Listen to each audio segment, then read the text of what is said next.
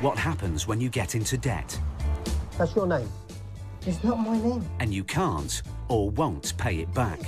I'm going to seize the car in front of the drive, the Ford. In this series, we meet the people who are losing their homes. Get out! Get out! No, don't raise your voice at me. We never receive any notice. Their cars. If I give you the keys, Yes? how do I know I'm going to get the car back? And their possessions. We meet the people who are owed money. Welcome to hell. And the people whose job it is to collect it. If you don't open the door, we'll smash the glass. Because when you can't pay, Don't speak to me like, 'cause I'll take your head off. they'll take it away. There's like different forms of scum in life, but you're just a higher class one. Take it now.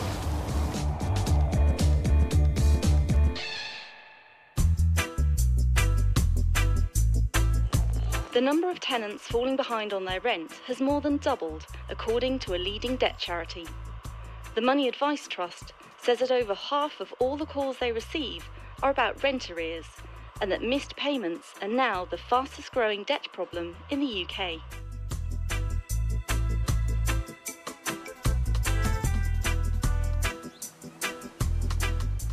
Paul Bohill and Steve Pinner are enforcement officers. Their patch covers the busy southeast region of England. They're part of an elite group whose sole aim is to hunt down debts from those who can't pay. We've got 2 weeks to move it. There is no notice given. And those who won't pay. And the law never said this one. Even if it's this a law, this is cruel law. The law is the law, and we're here to enforce it. With the authority of the High Court, they have more power than bailiffs and repo men. Not only can they take your possessions, they can also evict you from your house if you don't pay on time. Contact me if there's a problem. Won't be a problem. The first indication to them that there's a problem is when we knock on the door. Until then, the situation has been letters which they can ignore and lie unopened on the post shelf, if you like, or they don't take the phone calls. So they think it's all gone away until we turn up. It's late afternoon in the week before Christmas. Paul and Steve are on their way to repossess a house in London's East End. They're evicting a family from their rented home after they ignored the end of their lease. That was 6 months ago. What's more, they still owe over £3,000 in rent. Oh, it looks grey, it looks like rain. But with Paul and Steve's arrival, their time is definitely up. I don't know, it looks quite nice over here, look. Nice little doll's houses. Oh, it's this one in the corner. I remember looking on Google Earth, and there's someone in. The sheriff's aim is to get them out in 2 hours, but sometimes it's not that straightforward. Someone in the kitchen. Come in. Hi, is this your name? No. Well, the situation is that we have come to repossess the property. How come? So you have to go. You can't. They just went to the house. The man is a relative of the female tenant on the writ. She's not at home. We have a repossession to take the property back today. I don't know why you're saying coming with a letter saying that we need to move. Yes. No one being to court telling us everything. For our visit today, Yeah? you would not be told. For your visit? Yeah, you would not No, be told but about we us. didn't even have a letter saying that we need to leave. We were talking like, didn't give a date when we gotta leave, so doesn't make sense to me, you know? The eviction is not easy. It says here nobody turned up at the county court. The county didn't know what to turn up. Yeah. We really didn't even have a letter. That's what I'm saying. But there's two or three sets of paperwork served. The county court post out a letter and the landlord serves a notice, and you're saying you've never heard anything at all about it. So all these landlords are obviously lying, and the county court's not sending the notices out, or, and I heaven forbid this thought, that the tenant could be lying, and they have had the notices, and they've chosen to ignore it. I know that sounds really unlikely, but I am led to believe that possibility could be the case. As High Court enforcement officers, Paul and Steve can break into the property, but they're choosing negotiation over brute force. With the man denying all knowledge of the eviction, They're hoping the landlord's agents can help them out. Why are they being evicted? Is it rent arrears or something? Is it an end-of-term tenancy then? They've come to the end of the tenancy? For enforcement officers, time is money, and they want to get the family out before nightfall. Thanks very much. I'd never have believed that. They were served the eviction notices 6 months ago. And the agents have been in constant contact with them, and they've just refused to go. Oh, it's just amazing. Armed with more information, Paul decides to apply more pressure on the tenants. I've just spoken to the agent. He said the end of tenancy notices was served 6 months ago. So they gave you 2 months, or gave the lady 2 months' notice 6 months ago. So she should have moved out 4 months ago. We're going to have to leave today. We get a kid living here, you're telling us where we're going to go? How many children are here? Yeah. Two children. How old is the smaller one? 7. 7. With children inside, it's not good news.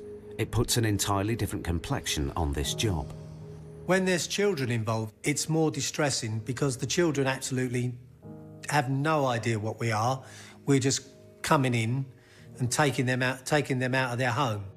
Only the council can help. It's a High Court repossession order, so it's immediate.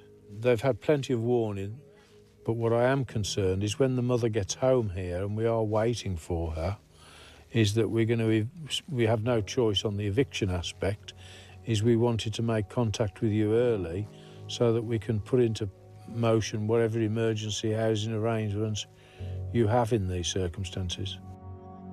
Minutes later, Steve returns to the house. Despite the children inside, it's the final warning. We've actually spoken to the council and the eviction is actually going to take place today. So what you really would be a really, really good idea is if you could get some clothes and things together for the kids for a couple of days until it can be sorted out. I can't do this. It's not my house. No. It's not my house. If you can't wait, you're going to wait for her. She's going to come and we're going to do it. Yeah, but we can't wait 2 or 3 hours. I can't let you in, man. It's a freezing cold night and there are 2 children in the house and they're going to creep away and sleep in a cardboard box for the night. That's probably not the best idea.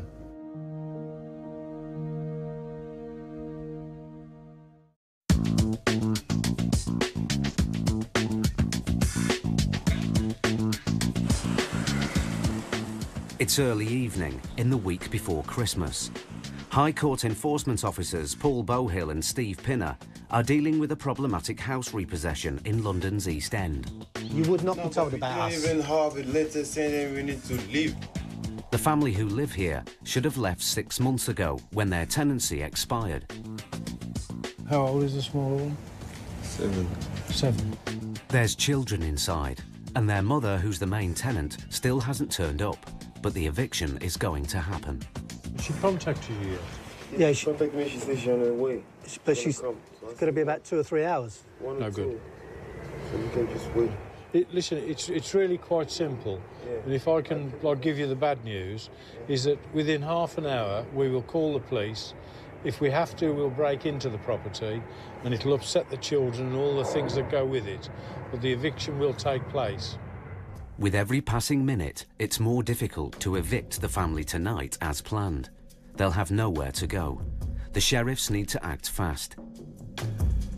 Paul and Steve start their paperwork, but the family are still inside and have bolted the front door.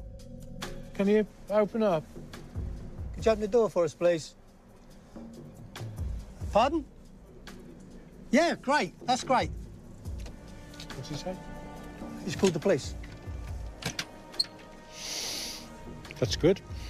We don't have a problem with that. Paul calls the relatives' bluff and phones the police himself. The occupants are aware of why we're here. We've been in touch with the council and sent them an email of the High Court warrant that we hold. The people who are in the house are not giving us access. He said he's called the police, which is why I'm making this call. We're going to do the eviction now. We've told the council, they're aware of all of that, and they're going to sort out emergency accommodation for them. So we've done as much as we want to do, and we just want to be packed up and gone. OK, you're a star. Thank you very much. Okay. Bye.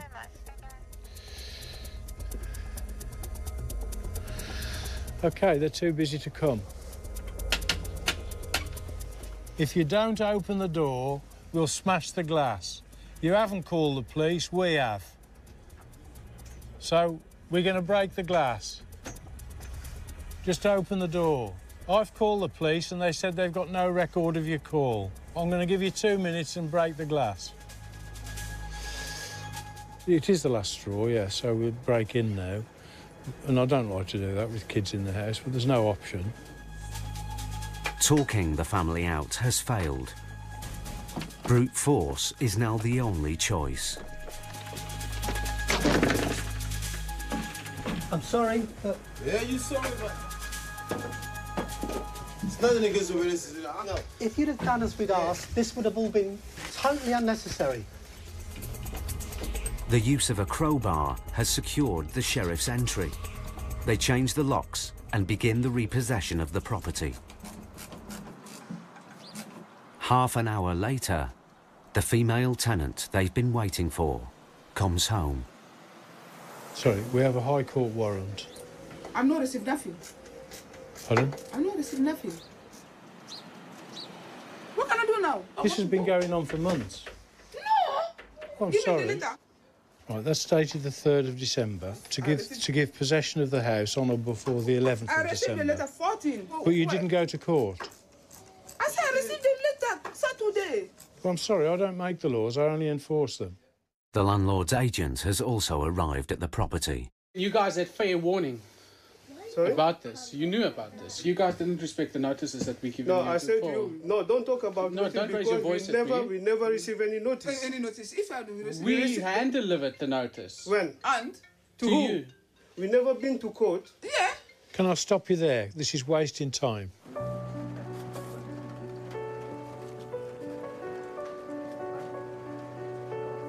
With the mounting pressure to leave, the tenants give in.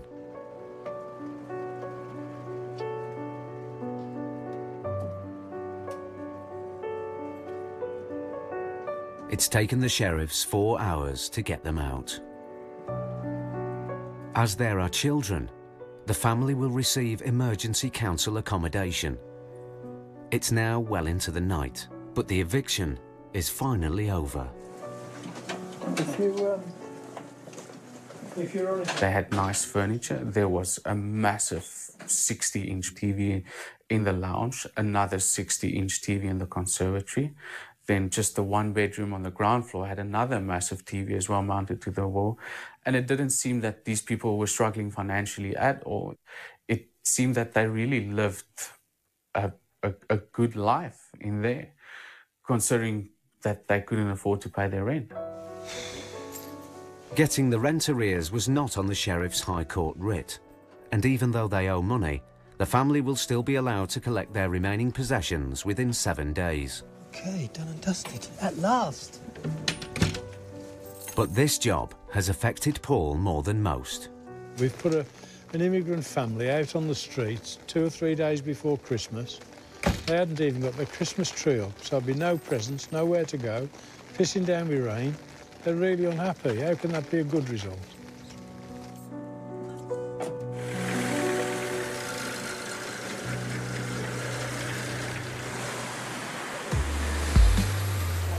An estimated 7 million people use high-cost credit in order to cover income shortfalls or meet unexpected expenditures. Many low-income households have no savings, borrowing against their assets to cope. As more and more people get into debt, it's not just homes that are at risk of repossession. Our cars are valuable targets too, and they're even easier to seize. Mike Allenby and Terry Jones are the men who repossess your motor when the finance company want their money back. Got a few repos. Any we've looked at already? Got a couple of new ones in Liverpool. Yeah. They reclaim cars across the northwest of England. When times are good, they recover up to 6 motors a day, 6 days a week. Good chance this will be here now, this. Yeah. I reckon.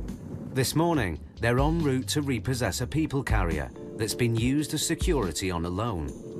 The debtor has missed repayments and is now hundreds of pounds in arrears. The difficulty with these sort of jobs, especially when the asset is a vehicle, the vehicle is used every day. Yeah. They've got to work like everybody else, so you've only got like a window of opportunity, haven't you? Yeah. A lot of people work during the day. They get up early and they go to work in the car. So obviously we have to get up before they do, get to the property, try and find the car before they head off. Hey? There it is. That's it.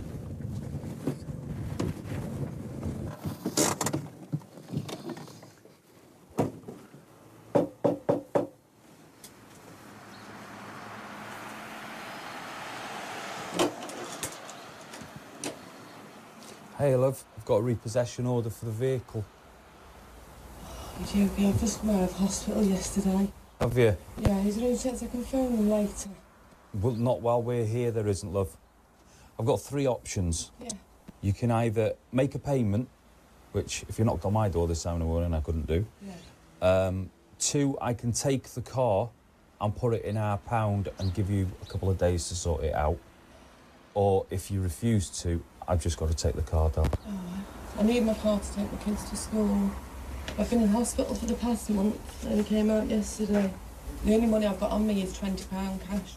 No. So what am I going to do? It's 7 o'clock in the morning.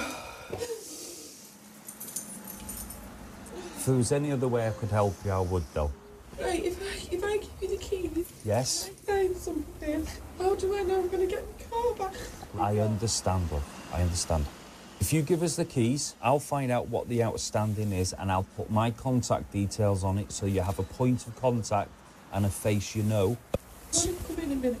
No, I can... I tell you what, if my colleague can come in with me, I will come in. It's not common practice to do that, but she was in a distressed state. We needed to make sure that she was okay. Are you okay? Yeah, I'm fine. It's all right. We've got kids ourselves, though. Calm down, love. It's okay. It says repo, but it means if you said to me now, Mike, here's £500, go away, I'd be gone. There is... I definitely get my car back. I promise I'll bring your car back, though. OK? This particular time there was small children, 2 babies, in the other room. She said, do you mind if I go and feed the babies? She got the bottles and she went and fed the babies. It's not a problem at all, you know. Not there to be horrible. First thing you need to do is ring them up at 9 o'clock, explain the situation, make sure you explain the situation properly to them. You're too late to be a bailiff, man. That's the nicest thing anyone's said. Look, I've been where you are, though. I really have. I know exactly what it feels like to be in debt. It's just not a nice place to be. You've no idea. You dread letters coming through the door. You dread knocks on the door. I mean, I was... when I lost everything, I was in a hell of a place. You've got my number. All right. OK? If you have any difficulties, you give me a call, OK, and I'll sort it out. All right, thank you. OK. Cheers. The car will be stored overnight, while the owner tries to find the cash to pay. But for now, she'll need another way to get the kids to school. It's not very often we see you not distressed, is it? It's not nice, is it, mate? It's not very nice, that's why you try and do it as pleasantly as possible. You just feel like giving him a big hug, don't you? Saying, don't worry, love, it's going to be all right. Sometimes I could do with the hug as well. Not off you, though. Hey, you couldn't afford my hugs, mate. If I won the lottery, I'd still do this job. I really would. I would take the car and then hand them a set of keys and say, there you go, mate. There's a new car for you. Fair play to you, mate.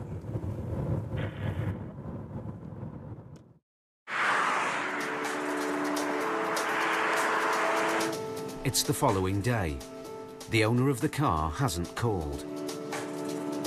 I was hoping to take the vehicle back, but the instruction from the finance company is that it's got to go to auction.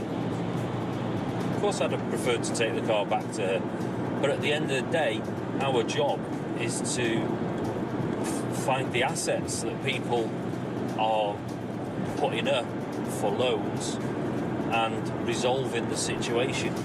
In a few days, it will go under the auction hammer. Unless the owner acts fast, it'll be the last she sees of it.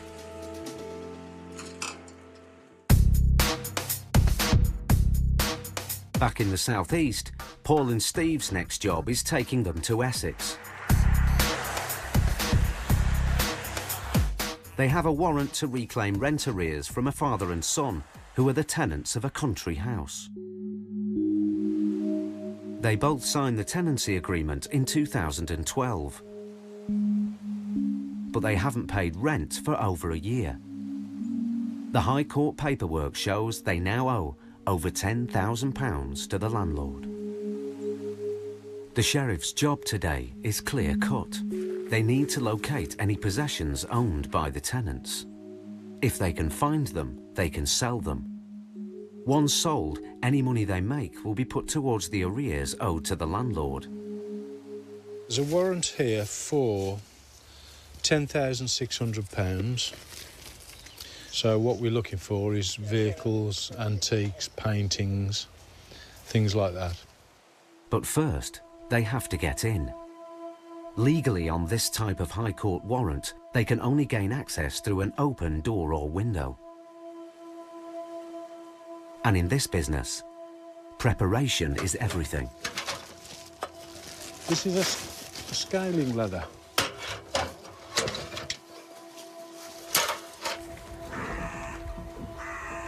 There you go, open window. Their luck's in, but their payday depends on finding the tenant's valuable possessions. Hello.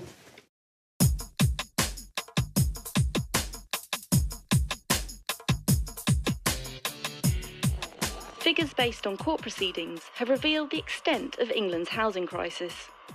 A report from the housing charity Shelter suggests that across the country, 1 in every 105 homes is at risk of repossession. High Court enforcement officers Paul Bowhill and Steve Pinner have a warrant to recover rent arrears from the tenants of a country house in Essex. There you go, open window. They've got in, but no one's home. Hello. They're now on the hunt for possessions to seize and sell. If they can find enough goods, they might be able to clear the debt of over £10,000 owed to the landlord. The state of the rooms tell their own story. The beds are all stripped, bits are broken down. They've moved out, haven't they? There are signs of bits and pieces, but I don't know if this was to ward us off or not, but... You did say in Essex there were people with guns and things. With such a large property to hide valuables, Paul and Steve are having to search every square inch of the building. If they can't find what they're looking for, they won't earn a penny from this trip. The way that we make money from this job is purely we paid a commission on the sums of money that we recover. I had a very similar one to this in my workshop toilet about 30 years ago, and that wasn't worth anything either. Nice enough piano. Ted, I think it's the landlord's, but I know how it's supposed to look, but I can't never get a sound out that makes any significance. Their search is proving fruitless. There's nothing of major value in the main property, but within the extensive grounds is an outhouse. Just found myself a boys' playground. The gentleman's toys. A little four-wheel quad and a 4x4 off-the-road buggy will all add up to make some substantial money towards what is outstanding. The boys' toys are loaded into the van, but their value won't scratch the surface of the arrears. Hang on a second. Minor adjustments. Big adjustments. There's nothing here of anything like the value to produce a response for the landlord's debt. Don't want a trampoline, do you? No. This has not been a good day. With the clear-out done, it's the first chance for Carl, the landlord, to see the state of his property. He bought the house 10 years ago as an investment and relies on the rental income. It takes between 5.5 and 6 months to get a tenant out while you are suffering financial loss and not getting paid rent, which you need, and therefore you have to borrow money yourself to tide you over this period. When these people were living here, they had absolutely no respect for this house or for any of the items in it. Ah, so they've painted the room black. I am a struggling landlord who needs the rental income. I'm head down and ploughing on, you know. That's all I can do. Back on the road, the sheriffs plan to track down the missing tenants. It's their only chance of getting the rest of Carl's money back and getting paid themselves.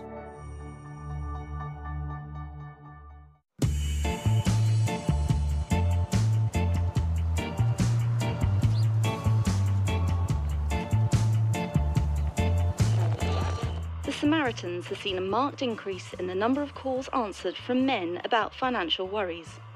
Their survey says that 1 in 6 men who called the organisation last year had money problems. That's up 7% on the figures for 2012.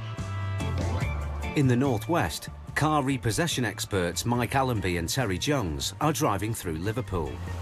They're attempting to recover an expensive motor. It's a Jaguar X-Type. A brand new one has a list price of over £30,000. But no matter how high spec your car, the same rules of repossession apply. If you don't pay, Mike and Terry can take it away. Most expensive car we've repossessed, I would say a Bentley Continental, Aston Martin, Maserati. The Jag has a return of goods order on it. It means the owner has defaulted on his repayments and the finance company wants it back. For once, the address they've been given has come up trumps straight away. This hasn't moved for a while, has it? No, it hasn't moved for about a year. Rubbish around the wheels, the cobwebs on the handles, the inside of the car, it's just not moved for any length of time at all. It's a common situation. Expensive motors mean expensive repairs, and some owners simply give up. It's a catch-22. They can't afford to fix the car, or they can't afford to make the payments. And if it's a bit of both, then the best thing to do is phone up the finance company and explain the situation.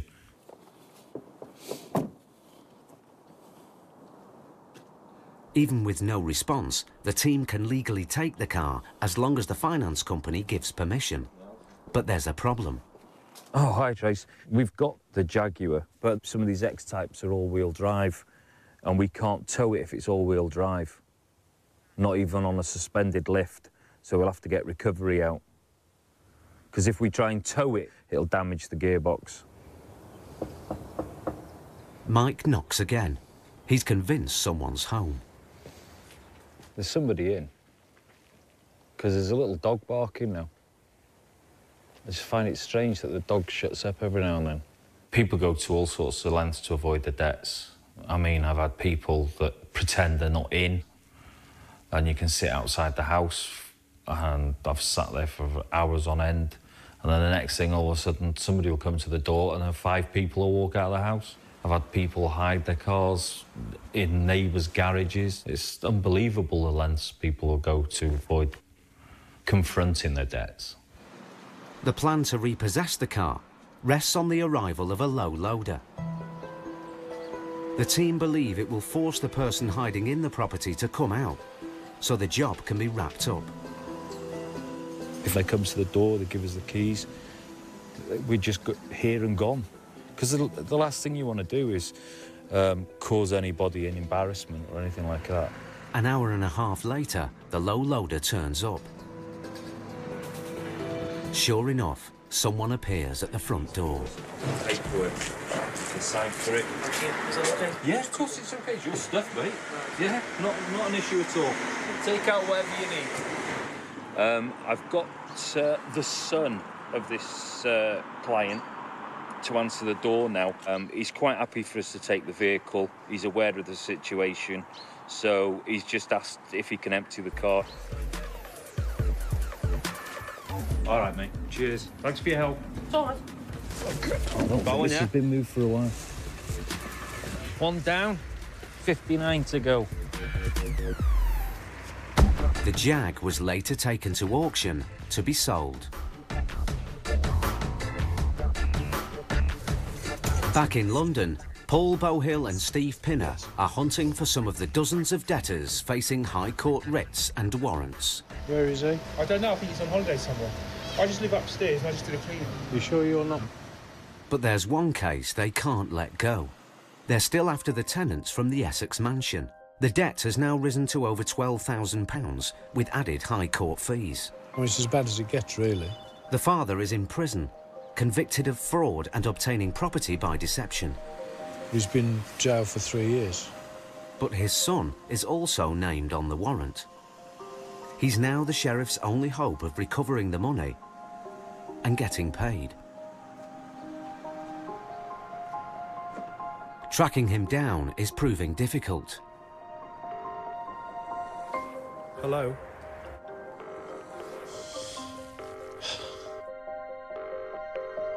Despite many calls, there's no answer. But Paul thinks he knows why. He's hoping a different phone with a different number will do the trick.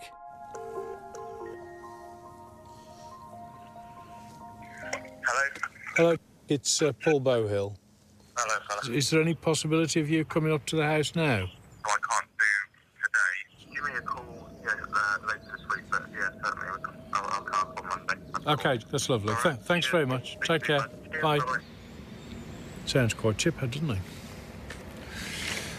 Doesn't know what's waiting for him, though, because I intend to serve him with a statutory demand, which is a forerunner to bankruptcy in this case, to say, well, if you don't pay the £12,000 you owe the landlord in this case, we intend to bankrupt you. It's been a month since their initial visit to Essex, and the sheriffs are heading back for their first encounter with the son.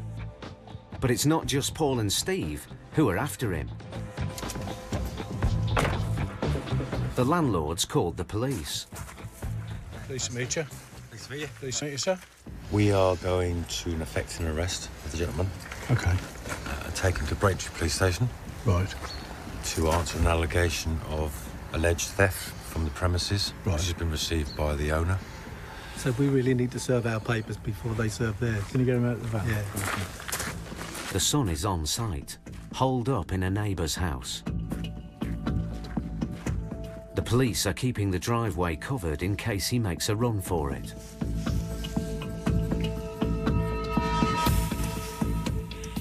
It's taken weeks, but finally Paul and the son come face to face.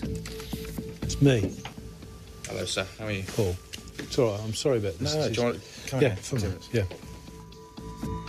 Inside, he explains why they've been so keen to catch up with him. He would want to pursue you to the verge of bankruptcy. This is the start of, like, the end of the nightmare, if you like. Yeah. But the son has his own version of events. I was never actually on the agreement, the rental agreement. I have got the paperwork. I'll show you. Despite all Paul's documents being in order, he is refusing to pay up. But he's wobbling a bit now, isn't he? Sorry? He's wobbling a bit now. The sheriffs are left with no option but to serve the bankruptcy papers. Steve? Yeah. Can you just... This is Steve, my wingman. Hey, Cant, I'll give you a call back in 2 minutes. The police are here and they might well, like, arrest you and take you away. Can you very kindly ask that I see them around the back? Yes. Yeah? I'll ask them to come round. You're not going to run away, are you? I'm still a bit pissed from last night, so I don't think I can run anywhere without falling over, if I'm honest. The police finally move in to arrest the son for the alleged theft. They've got their man, but for now, Paul and Steve are leaving empty-handed. We don't earn anything out of this job because it's purely commission-based. So it's a waste of a day to us, but it doesn't matter, we've still wrapped it up. We've done what we can do. So if on my tombstone it says we did what we could, that tells the whole story. You think you'll have enough money for a tombstone? No. But I could get one on a credit card before I die.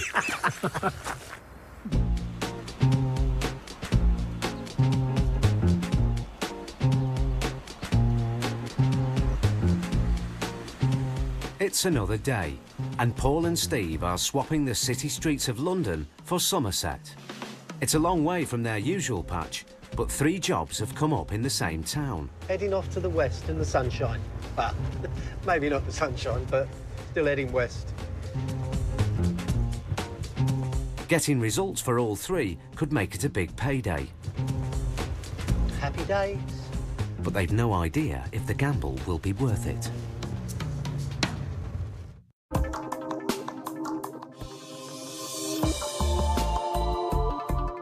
Enforcement officers Paul and Steve have travelled to Somerset armed with 3 High Court warrants. Today, they could end up collecting thousands of pounds worth of possessions from multiple debtors. The first job is to recover valuables from a man who owes over £16,000 to a firm of solicitors. He's offered to pay the money back in instalments, but they've turned him down. Instead, they want his possessions seized and sold. Oh, at last. The amount we're pursuing today is £16,500. Inevitably, when we get there, he will tell us his tale of woe. But behind every tough response, there's also understanding. I have had financial problems years ago, which were my own fault. Really, with the business, I didn't keep my eye on it. Having been in the position myself, I now understand how people get into debt, whereas before, I didn't.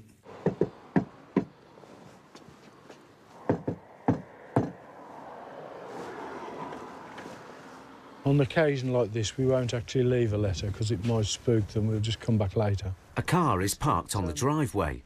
If it's the debtors, Paul and Steve can seize and sell it. I've photographed the car. You have? Yeah. I mean, that car's probably worth less than £1,000, so yeah. It's not going to knock the spots off this. So we'll come back. Okay. With over £16,000 to recover, the sheriffs need to talk to the debtor and find some substantial assets. Otherwise, they'll face another day without pay. While they wait, they have other debts to chase in the local area.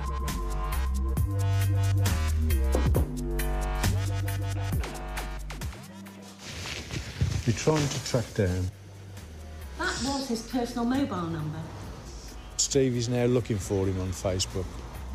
If they get what they're after, they could recover over £30,000 of debts. We're from the High Court in London. We're trying to enforce a warrant. But so far, the Somerset trip is looking like a non-starter. Oh, been a long day again, isn't it, really? Yeah. 7-hour journey from London to Bridgewater. Could have walked quicker. Oh, yeah. Before they head home, there's one last chance to get paid. They're returning to the debtor who owes over £16,000 to a firm of solicitors. Looks like the television's on. Hello? Hello? Hello? I'm a High Court enforcement officer, and I wondered when we could have a speak with him. He's not actually here. He's working away. He's working away? Yeah, that's his number. OK, lovely. All right? When will he be home? He's not due back till December. December? We've had some quite hilarious circumstances where people converse through letterboxes and where we've fed paperwork in and out through letterboxes and had some really unconstructive conversations. Hi there, my name's Steve Pinner. I'm a High Court enforcement officer. I've just spoken to your wife at home, and the bottom line is I have a writ for monies outstanding against you. Yeah. Can you pay it? No, not at all. I made them an offer and they rejected it. So then I went down the route of declaring myself which I didn't bother doing because I was hoping they were going to see common sense.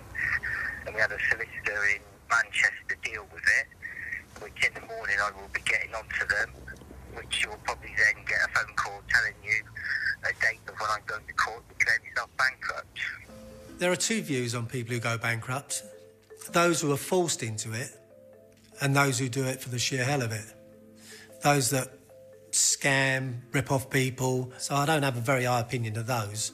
But obviously the ones that are actually unfortunate enough to have been made bankrupt through what could be a mistake on their behalf on the way they lived or worked, you know, you've got to feel sorry for them. So you haven't declared yourself bankrupt as yet?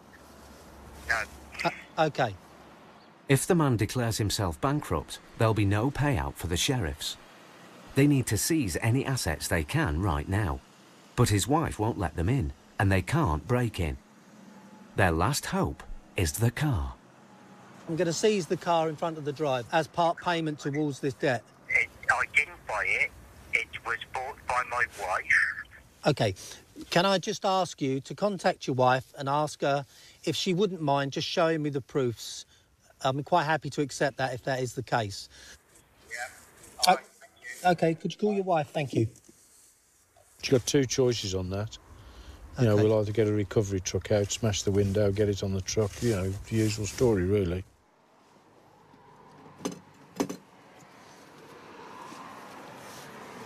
You enjoy your job? It's a job I do. Yeah. And do you sleep well at night? OK. Yeah. This is a piece of paper. It says that car belongs to me. Any good or no? OK. All right. I do understand that your husband has spoken to the solicitors, but you must understand from our point that it's obviously been through the courts and they decided in their wisdom against your husband. So that's why we're instructed to come and collect. Oh, what a job. How do I become an officer like you? Because it sounds a wonderful job. Do you know what I say? There's like different forms of scum in life, but you're just a higher class one. Thank you very much. You're welcome. Pond scum, that really... I don't know why that really upset me. I've never been called pond scum in my life before. You must understand from our point of view that somebody is owed a debt. It's only words and, you know, they're angry, so you just let them get on with it. Hello? Have you talked to my wife? She proved the car was hers, that's fine. I accept that. Yeah. When you get your bankruptcy papers, give me a call and send me a copy of the papers. If you do that, you might not see me again. Or you haven't seen me yet, I know, but your wife might not see me again. So, do we agree on that? Yeah. All right, then. Thank you very much for the call. Thanks. Bye. Bye.